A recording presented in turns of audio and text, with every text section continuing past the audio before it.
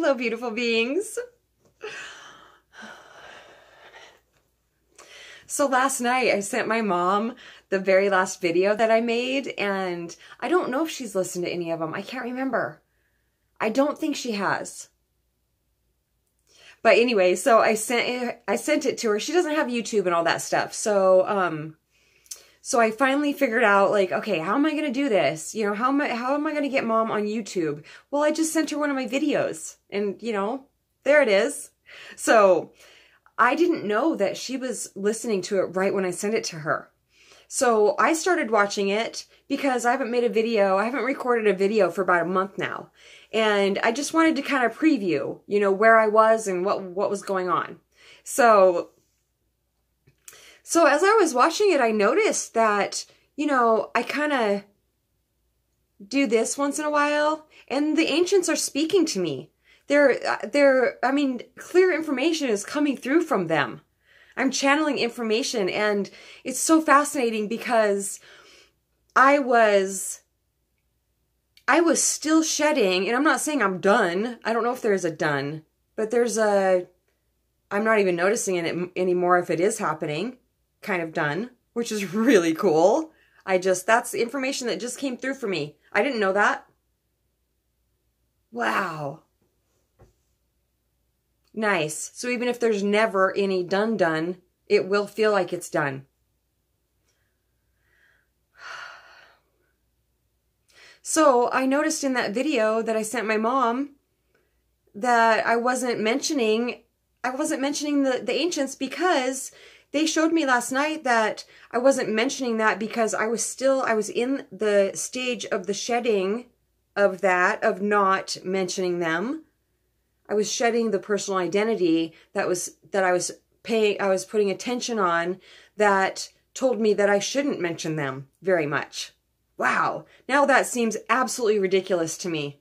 Absolutely ridiculous. And did you know that a thought that I have, I'm just going to constantly keep trying to put it on me because I don't like anybody saying you. So did you know that just like an automatic thought that I've always thought, that I just thought was me,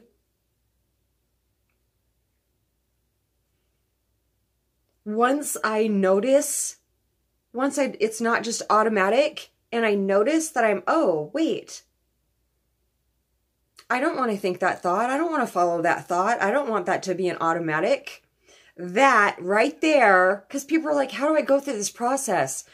Once the awareness shifts, once the light of awareness is shown, I think it's shown upon the idea that we weren't even conscious, we were really thinking and following and putting our attention to, the light, well, you know what light does when you walk in a dark room? Ding! Lights it up. It's not there anymore. We are aware of it. I am aware of it because I am a divine being. I am consciousness coming through this physical form. Everybody on the planet is. Yes, no matter how horrible they are, how horrible they seem to be. The worst, the people with the absolute worst behavior on the planet, they are the most unconscious beings. They are the beings with the deepest amnesia. They are the beings that have expressed on the planet in physical form that have been the most hurt. Wow. It's so true.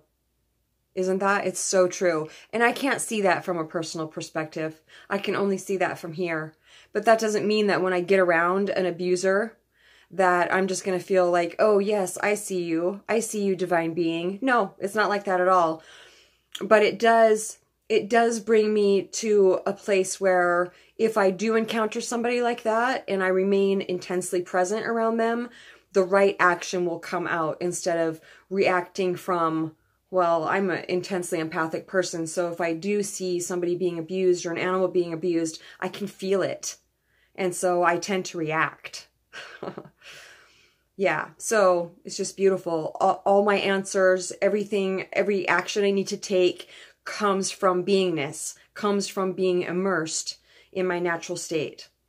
So they just showed me, you know, I was still shedding, and that's just one of the beautiful gifts that these videos have given me is helping shed so much of that unnecessary personal identity. So they just reminded me how many times I have shed. I mean, we all are going through this ascension process, shedding all the unnecessary. We shed over and over. It's like a rebirth over and over and over and over and over. And when I am shedding more unnecessary, and I've seen it and I'm aware of it, that's really what really triggers like a major shed is the awareness to it. There's like really, it feels like there's nothing happening right before that. And it's just like this really constricted, dark kind of place. And then that right after that, like, oh my God, I just don't know what's happening. I just, you know, and then the awareness comes. You know, it's like birth. It's like a shedding. Both of those things are just such a perfect analogy. And they showed me last night how when I am shedding something like that, how it gets up over our eyes and we're blind. And that's what I'm shedding is all I can see. And anymore, when I'm going through something more of a shedding, more of a release, I can see where I'm at, even though it feels like I'm going through something again. So my most recent thing was, you know, when I used to have a monkey mind and I could not control it, and I was just thinking, oh, just torturously bad thoughts all the time. It was rough. I learned how to replace the bad thoughts with good thoughts. So along with that came fantasizing. I fantasized a lot. I had the ability to pull something up in my mind that made me feel really good. And I could literally think about it for as long as I wanted to. And that brought me so much relief. So much relief, especially after I quit drinking, because there was no anesthetic. You know, I was completely sober for over 8 years, and I needed that desperately. But once I realized that replacing bad thoughts with good thoughts wasn't permanent, that's when I felt the most claustrophobic in my being. That I didn't even know what awakening was. I just knew that I just had no idea what I was going to do because I didn't have any more ideas. So that was that constricted cocooning place where all of a sudden I woke up and I was just like, oh my gosh. And that moment of awareness was that the fact that I would never have been this person. I'm just an expression of consciousness coming through this physical form. And I feel like I forgot what I was saying, and that's okay. See, I'm still practicing, and it's like there's so many moments in a day where I can practice releasing resistance.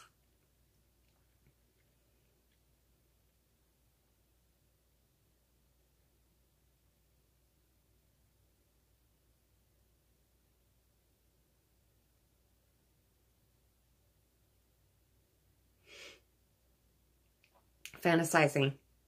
So after I woke up with Mamaji, it's so crazy. Mamaji and Eckhart have both mentioned that when they would forget what they were saying, they both kind of struggled a little bit at first. Like their mind would get active, and it just takes a little bit of practice. After a while, it won't even be a process for me to try to not try to remember what I just forgot. So anyway, when I woke up with Mamaji, it felt like somebody had slid a board behind my eyes, and I didn't realize for a little while what that was, but I knew I was still seeing. It felt like I was seeing from here. And so the board being back there, I realized pretty quickly, well, on the 4th day, my mind came back to burn, and it was louder than it ever had been. And so automatically, I got really scared, especially the first time it happened, when I had lost touch with that, when I identified with my thoughts again, and I lost touch with who I really am. On the 4th day, it was literally the scariest part of this whole process, the whole last 6.5 years. That was the scariest day, the 4th day, when the mind came back. So I immediately, when I went into that fear, well, I immediately went to YouTube and grabbed Mamaji, but it was so automatic for me to try to bring something up to fantasize about, it was like a lifesaver for me. I couldn't do it. I didn't have the ability to do it anymore. And I can't explain it any better than that. And I still don't have the ability to do that anymore. However, there have been some websites that I've gotten on over the years, and that has produced this kind of like excited feeling. They're dating sites. And, you know, I have, and, you know, I didn't see it as an addiction before, just trying to get that, a certain feeling. However, it was an addiction. And through this ascension process, it seems like those things come around. They come around full circle. And I call them the, have you got this one yet? Lessons, tests. I don't feel like the universe is testing me. It's my own evolution that brings it back around. And so in the last week, you know, I got on one of those sites, and, you know, it just, and I was just like, am I following old thoughts again right now? It doesn't matter. I released resistance. I was just like, I'm going to remain as aware of this process as possible. And it was only 3 or 4 days. I'm already back off the site. And it's like, ouch, ouch, ouch, ouch. Oh my gosh. I seriously haven't done anything like that for a couple years. 2017, summer of 2017 was the last time. And oh my gosh. I mean, it's not good. It's such a lower vibration for me now that it just muddies me up so fast, and I just start feeling like trapped in my head, and I was just like, I'm out. And I got out, and I went out in the woods and climbed a mountain, and I just feel, you know, great again. What I'm saying is, I used to beat myself up for doing that.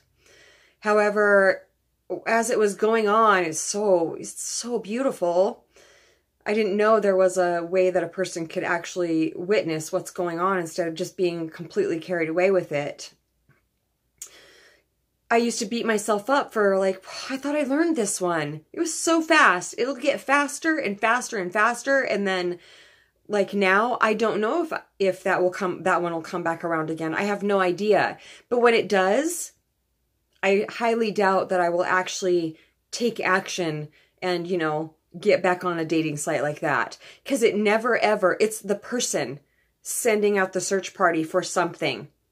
It is absolutely 100% for me. My being doesn't give a shit about dating sites. My being doesn't give a shit about ever having a mate again. Really, I'm so peaceful. It's, you know, it's just shedding that conditioning, and it can look like when your vibration is rising and you have people that you've been around your whole life, you know, they could be family members, and you're really, really working on yourself and your vibration is rising, you can become extremely annoying to them. And I was so young in this process 6 years ago, even, who knows, even last week. I mean, you know, who knows, that I was so young that, and I just had so much like amazing divine intelligence coming through that I wasn't used to. And I would just know the answer to things. It's still that way, but I'm maturing in it, and I'm not trying to help people that don't want it. And I'm taking the cues. I trust the cues inside of myself. I was always waiting for the person to say, look, you know, I really don't want to work on this anymore. But people don't know how to say that, because they are where they are. And the last thing I want to do is be a repellent, really. But, you know, I'm not going to beat myself up for it either, because I see my part. My mom praised me for this yesterday, and I really appreciate that, Mom.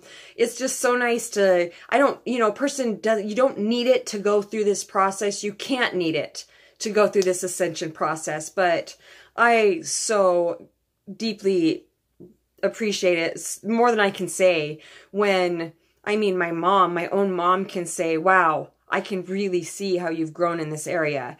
It's a mirror, you know, and I really need that mirror sometimes. And it's just, you know, the divine gives it to me exactly when I need it, always. So, you know, forgive yourself if you have, like, I was best friends with somebody for over 30 years. And after I woke up, she left my life very quickly and told me I drive her crazy, which she told me before too.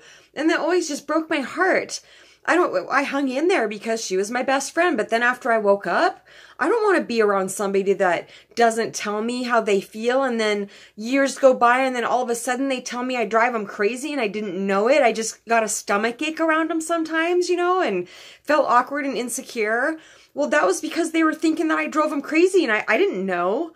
You know, I can be kind of naive at times, but not anymore. You know, I trust my instincts and I don't need the person to say, this is how I feel, in order for me to listen to my own instincts and take action on that by not, just letting go. You know, I'm out of time and hopefully this will upload because I'm over 15 minutes. But I just love you so much, and thank you for the life-giving talk yesterday, Angie. It was absolutely incredible, and wow. Yeah, and then I talked to my mom for an hour. I love you, Mama. I'm so proud of you. Okay, I'll talk to you so soon, and leave me a comment if you have an idea about a video that you'd like to talk about, and you can get a hold of me at satsongwithmamaji@gmail.com.